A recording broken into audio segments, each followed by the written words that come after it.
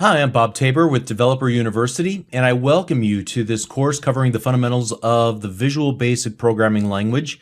And we're going to talk about programming topics in general. This is designed specifically for absolute beginners to programming. Now, if you're already an experienced software developer coming from another software development platform or programming language, then frankly, this series of lessons might move much too slowly for you. You might be better served finding another resource to use as a starting point, one that has you, the experienced beginner, to Visual Basic in mind.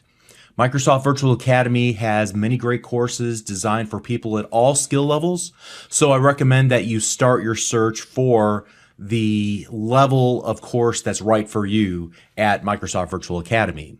However, if you are completely new to programming and you're new to the Visual Basic programming language and you're new to building applications on the Windows platform, then this perhaps is the best place for you to start. Not only will you and I work together to learn the syntax of Visual Basic, but I'm going to take the time to walk through everything that we do together. One other quick caveat before we get started here. This flavor of Visual Basic is not for creating macros in Excel or other Microsoft Office tools. That's actually an entirely different tool called Visual Basic for Applications, or VBA. Yes, Visual Basic and Visual Basic for Applications will look similar in some ways, but what you can do with them is extremely different. So if automating Microsoft Office applications is your end goal, then I strongly recommend that you research on Microsoft Virtual Academy for courses related to Visual Basic for Applications, or VBA. I'm sure you'll find what you're looking for there. But assuming that you know that you want to work in Visual Basic proper and build .NET applications, then you're in the right place. I'll explain what we're doing, but more importantly, I'm going to explain why we're doing it, the thought process behind what we're doing. I'm going to try to anticipate the questions that you might have, anticipate the problems that you might run into as you're typing your very first lines of code into the code editor in Visual Studio, or as you're working through some of the exercises that we're going to work through together. Now, I've literally taught hundreds of thousands of people Visual Basic over the past 14 years. That's actually no exaggeration. This includes children as young as 8 years old and as young as 80 years old. From virtually every corner of the world, they've all learned from a version of the very course that you're watching right now, a previous version of this course, and I know that you can use this course to learn too. In fact, this is the 6th iteration of this course that I'm teaching, dating all the way back to 2005. And over the years, I've incorporated the feedback from thousands of students, feedback and suggestions on how to improve the course, and I've incorporated those in the effort of putting forth the very best course that I possibly could to help you get started and get your feet wet in Visual Basic. So I only make one real assumption as we begin this course, and that's that you already have some version and edition of Visual Studio installed on your local computer and that you're ready to write your very first lines of code. So if you don't already have Visual Studio installed, then please, by all means, visit visualstudio.com, where you're going to learn about many of the free and commercial versions of Visual Studio that are available and what the differences are. Now, personally, in this course, and what I use when I'm not recording videos, is the Visual Studio 2015 Community Edition. It's one of the free versions that you'll find on visualstudio.com. You can see it in this particular version of their website right here with this green button. You can get started downloading Community 2015. But I want to emphasize that you can use any edition and any version of Visual Basic with the lessons that I'm going to teach. There might be tiny user interface differences between what you see on my screen and what you see on your screen. However, I think you're going to find that as you work through the videos, there's really no difference difference in the language itself. I'm not going to be focusing on any of the specific features of Visual Studio, so hopefully that won't prevent you from following along no matter what. Now, there will be other courses on Microsoft Virtual Academy that will demonstrate the power of Visual Studio proper, all the features that Visual Studio has to offer, how you can improve your workflow with Visual Studio, videos that explain the differences between the various versions and editions, but I'm not going to focus on that in this course. I'm going to focus specifically on the basics of the Visual Basic Programming language itself. And what I want to demonstrate will be true no matter which version or edition of Visual Basic that you choose to use. And that's great news, because as long as there's a Visual Basic, these lessons should still be valid and useful no matter what. Now, to get the best or the most out of this or any course that you'll find online, you should become what I call an active learner. That takes several different forms. First of all, you should attempt to follow along as closely as possible and do what I'm doing in the video inside your own copy of Visual Studio. I call this getting your hands dirty in the code, actually writing the code that I'm writing on screen. You're writing it, I'm writing it, we're working together to actually work through these lessons. There's no better way to learn to code than to actually write the code yourself, not just watch the video on screen. It's like suggesting that somebody learn how to play guitar, but only by watching videos, not by actually holding a guitar in their own hands and strumming the chords. And if I were to say, well, here, I'm going to teach you guitar, but don't touch the guitar, you'd say, well, that's virtually impossible. The same is true with code to some extent. You want to build muscle memory by typing in the code on your own. Typing in the code yourself will give you insights that merely watching the video will not give you. So do this. Pause the video, rewind the video, rewatch portions of the videos if you need to. I'm going to make the code available that I type in. You'll be able to download it from wherever you're currently streaming this video on Microsoft Virtual Academy. And you should only use that to compare the code that I wrote versus the code that you wrote, not to just open the code up and run it and see what I wrote. Write it yourself. That's important. You should be typing everything in your own copy of Visual Studio running on your own local desktop or laptop. Also, don't feel compelled to rush through this course. If something doesn't make sense, again, pause the video, rewind the video, rewatch those portions that don't make sense at first, because after rewatching them and seeing the nuances or understanding, hearing me more completely might help unlock things in your mind. Sometimes a second or third viewing, focusing specifically on what's going around the screen, in all the corners of the screen, and on the words that I'm actually saying can help a lot. So being an active learner also means that you're taking control of the learning process. So if I say something or do something that really doesn't make sense, then by all means, find a second or a third resource online that can help you out. Maybe it's an article out on msdn.microsoft.com, or maybe it's other videos on Channel 9 or Microsoft Virtual Academy. But life has more than one teacher, so if something I say doesn't make complete sense to you and you need to hear it from somebody else, by all means, find some additional resources that can help you. Make sure you search out those resources that resonate well for you personally. Now, if you're interested in a more comprehensive version of this course, except for the C# programming language, well, that's something that I can help you out with on my own website, devu.com, at www.devu.com. I have a course that spans 30 hours that has coding challenges, 30 hours of video instruction, also quizzes and cheat sheets and a lot more. So please visit me at devu.com. You're also going to find many other interesting training courses on my website that I've created specifically to help you become a professional software developer someday. So if that's what your goal is, then maybe I can help.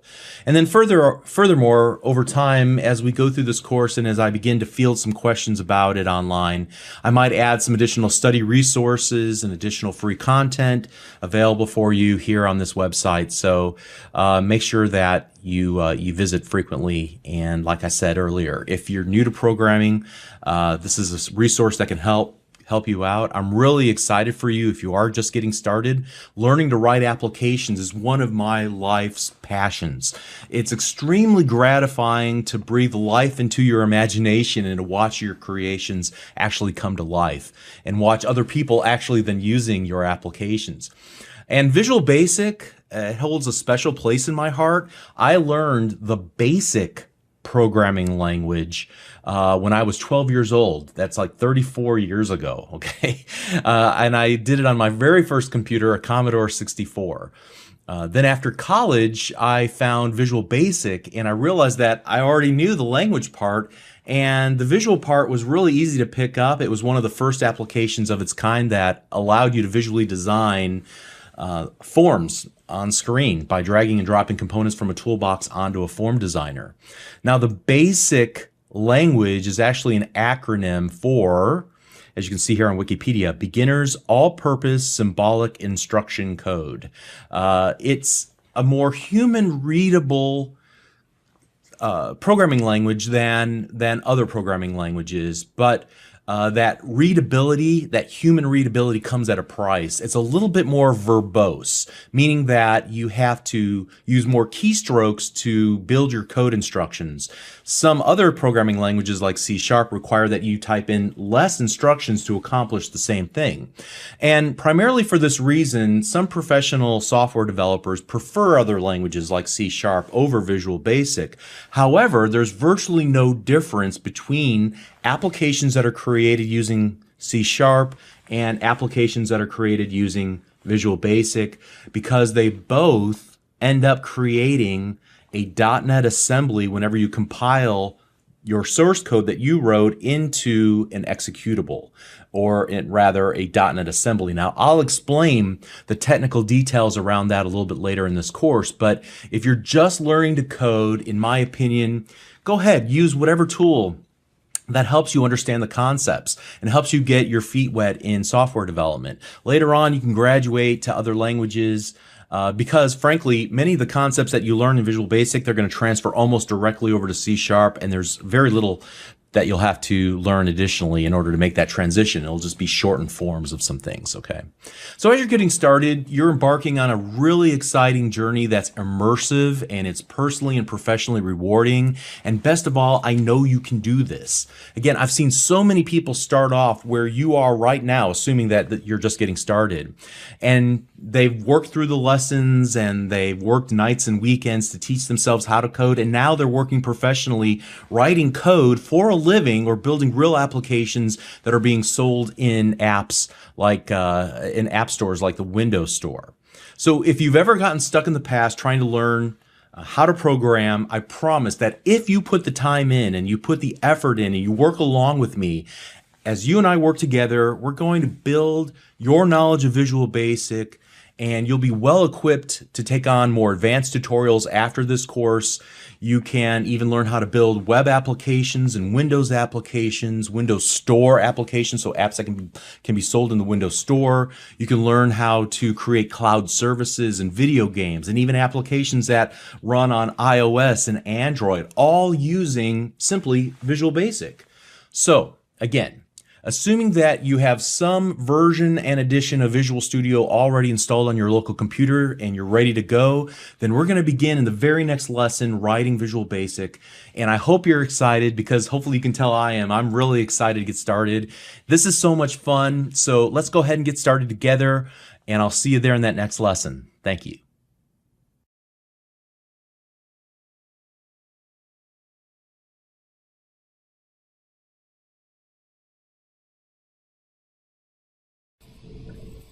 Let's take a look at how to install Visual Studio using the custom option. For this example, we'll use the Community Edition of Visual Studio 2015. In order to get it, simply visit visualstudio.com and click on the Download Community 2015 button. Once we've clicked on the download, it'll download to our computer, and it's a web installer. So we click on the Run button, and it will initiate the installation routine for Visual Studio Community 2015.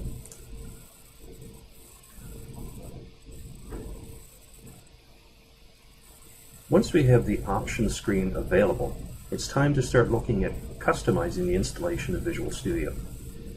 For the most part, the default allows you to create web and desktop type applications. But if you want to create different styles of applications or include more languages, then the custom option is what you should be choosing. I always recommend selecting the custom option for the installation of Visual Studio 2015 to ensure that you're getting the packages and libraries that you need to create the applications you may wish to use. So by selecting Custom and clicking on the Next button, we are now brought to the screen where we can select the different features. The first option is Programming Languages, and if we click the arrow to expand it, we can see that we have Visual C++, Visual F#, and the Python tools for Visual Studio that are additional programming languages that will get installed if you select this option. Remember, by default, Visual Studio Community Edition will only install C# and Visual Basic templates. Also notice under Visual C++, we have options for the common tools, the Microsoft Foundation classes, and then Windows XP support for C++. For my purposes, I like to have all of my programming languages available to me because I create projects using the different languages all the time. So I'm going to select a checkbox next to Programming Languages to install all of those programming types. Also under Windows and Web Development, we can choose various options here for things such as the QuickOne's publishing tools, SQL Server data tools, PowerShell tools for Visual Studio, Silverlight development, etc.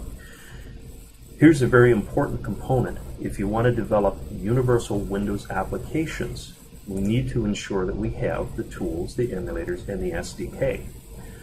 Now, you can choose the default install of Visual Studio and then come back and install the Windows 10 SDK at a later time, and that will include the tools, the SDKs, and the emulators for you. But it's so much easier to install these during the installation of Visual Studio. Please note that it will increase the install size of the application, so the tool set will be much larger. So again, depending on what it is that you want to do, you may want to select Universal Windows App Development Toolkit, PowerShell tool for Windows, or for Visual Studio rather, if you want to be using PowerShell tools within your applications. If you need backward compatibility for Windows 8.1 and Windows Phone 8.0 and 8.1, you can select this option. Also, there are some common tools or cross-platform mobile development tools.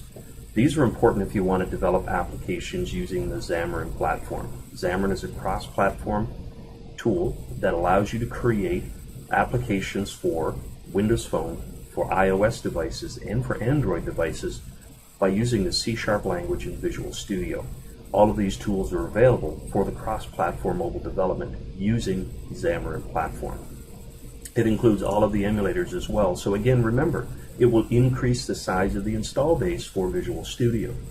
You might also notice that because I selected the cross-platform mobile development tools, we now have a little box inside the Windows 8.1 and Windows Phone tools. If we expand that, we'll see that it has included tools and Windows SDKs. And the reason it does that is because there's a potential that you may want to target the Windows Phone 8.0 or 8.1 applications. So the tools and SDKs will also get installed.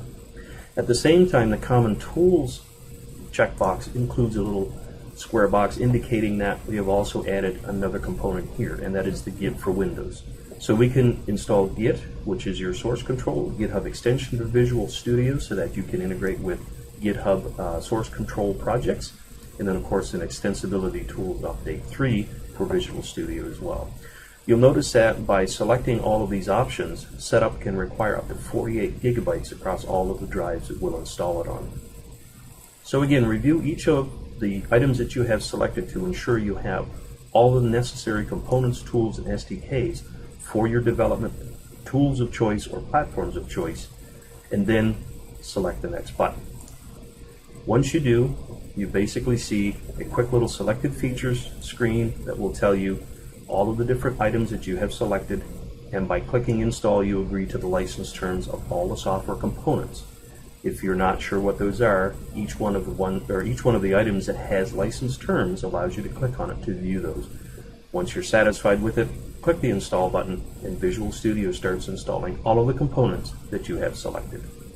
So this is a quick overview of how to perform a custom installation of Visual Studio 2015.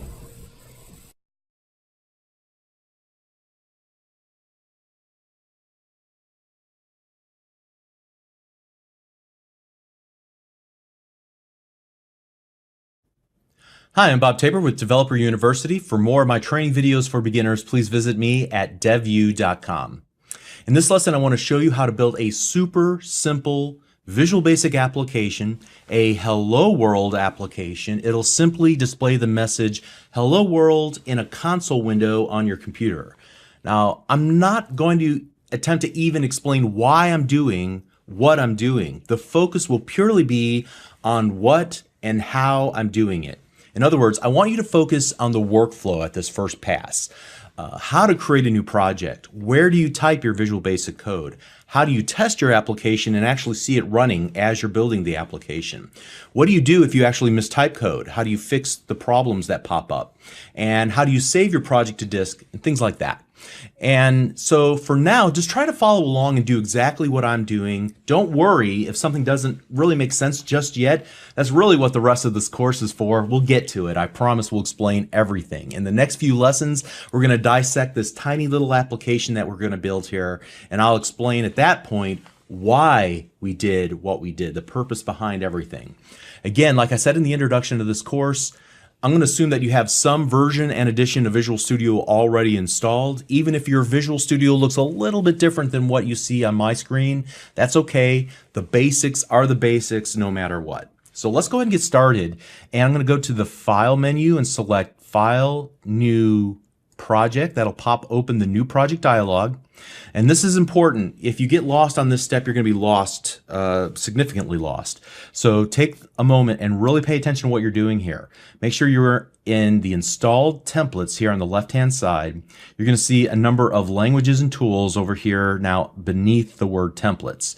You must make sure that you have selected Visual Basic. If not, you're going to wind up with a weird template and you're not going to know what to do next. I've gotten enough comments through the years to know that this is a frequent mistake that people make. So make sure that you select Visual Basic, and then you'll see a list of template types. And we'll talk about what templates are a little bit later in this course, but for now, we just want to make sure to select Console Application. We're going to use the console application template pretty much exclusively throughout this entire course until we get to the very end. And so you'll always want to make sure to choose console application. The next thing we're going to do is give our new application a name. Now, when we change the name, there will be some changes to the solution name here below it. And so I'm going to type in the word hello, capital H, hello, capital W, world. Notice that I didn't put any spaces between the words hello and world, okay? And then you'll see that that same word is typed here. I'll show you what that means a little bit later on. By default, it's going to put your new projects into your documents folder. And so for me, my user on this computer is Bob, and Bob has a documents folder. You're probably familiar with that. And inside of there will be a Visual Studio folder with the year, or rather the version of Visual Studio that you're currently using.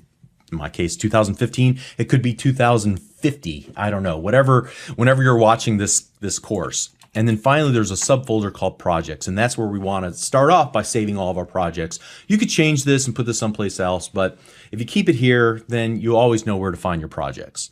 Now, if there's any other selections to be made here, and it might depend based on which edition and version of Visual Studio that you're actually using, just make sure that if there's an option to create a directory for the solution, make sure that that is turned on, but everything else can be turned off. You can ignore every other little message that pops up. We'll click the OK button to create our new project. Visual Studio goes off and does some work for a moment or two. And ideally, you have this little window in the upper right-hand corner called the Solution Explorer visible. This is going to show you all the files and things that are associated with the project. We'll come back and talk about that later. Here in the main area, you'll see a tabbed area called module1.vb, hopefully opened up. And inside here, we're going to make some room for ourselves. We're going to put the little caret there on line 4. I'll hit the enter key on the keyboard a couple of times just to make some space for what comes next. We're going to type in some code. And I'm going to type in the word console because I want to work with a console window. And I'm going to hit the period key on the keyboard, and I want to write a line of information to the screen. So I'm going to use this write line method. We'll talk about methods in just a little while. Write line, and I'm going to give it the message that I want to be typed in. So I'm going to use double quotation marks, and I'm going to type the word hello space world. Whatever I type inside of these two double quotes, this will actually be displayed to screen. We'll come back to that in just a moment. And then I want to make sure to write one more line of code, console dot, and you'll see little windows pop up with information and messages. It can be distracting at first, but actually this all comes together and it becomes one of the most useful features of Visual Studio. So ignore it for now. We'll pay attention to what it is a little bit later. Just type all the way through what I'm telling you to type right now. Read line. And then we're going to use an opening and closing parentheses, but nothing inside of it this time. Okay, so the next thing we want to do is save our work. And I'm going to hit the little icon on the toolbar, save all. It has two little disks next to each other. And you'll see the little yellow line here turns into a green line, letting us know that everything's been saved. And then you should be able to find a little green arrow with the word start next to it here on your toolbar. Now, sometimes you may not see these based on some of the default settings, or you may have accidentally moved some things around. Just about everything you see on the toolbar can also be found in the menus. So for example, in the File menu, there's a Save All option, and then in the Debug menu, there's a Start Debugging. So if there's something that you don't see on your toolbar that you see on mine, just look through the menus and you might find it there. But ideally, it would be here on your toolbar. I'm going to click the Start button.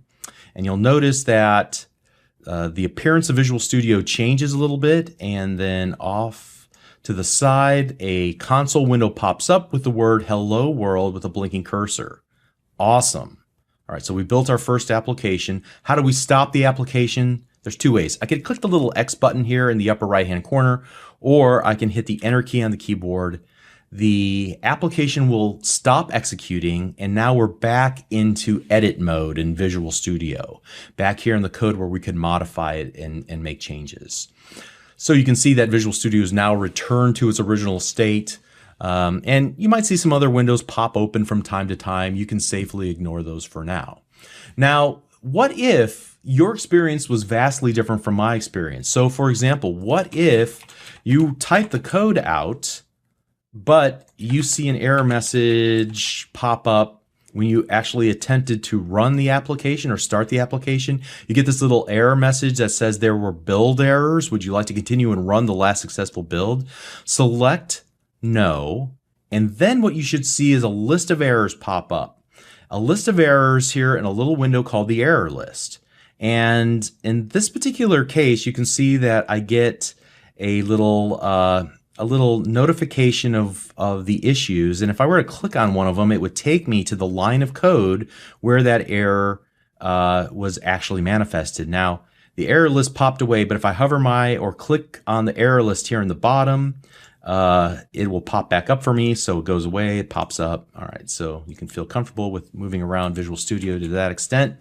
Also, if I hover my mouse cursor over this little red squiggly line, it will say that there is a declaration expected. Now, the reason for this particular error is because you wrote the code in the wrong place. You may have placed it between the module and end module keywords, but not between the sub and sub. Again, ideally, this code belongs right here between the sub main and the end sub. You need to put it right there in the middle. And so that's probably one of the first and most important messages, is that it matters where you type your code. And I'll explain what a sub is versus a module. There are other kinds of code blocks, as we'll come to understand as we continue through this series. But that's one potential error that you could have run into. You saw how Visual Studio tries to tell us that there's a problem with the red squiggly line. It also gave us a list of errors. Now, once we fix those errors, notice that the error list is clean. So you can see also that it tells us that there's 0 errors with our code. Awesome. All right, so maybe you had a different problem. Maybe you see an error that looks something like this, and you get a red line completely underneath it. You try to run the application, you get that same little "there were build errors" message in a message box. You click the no button, and you see something like readline. Notice there's no L in readline, is not a member of console. Now, admittedly, since we don't know Visual Basic very well at this point, the messages are not as helpful. But the fact that the error is happening on this line means that we can take a moment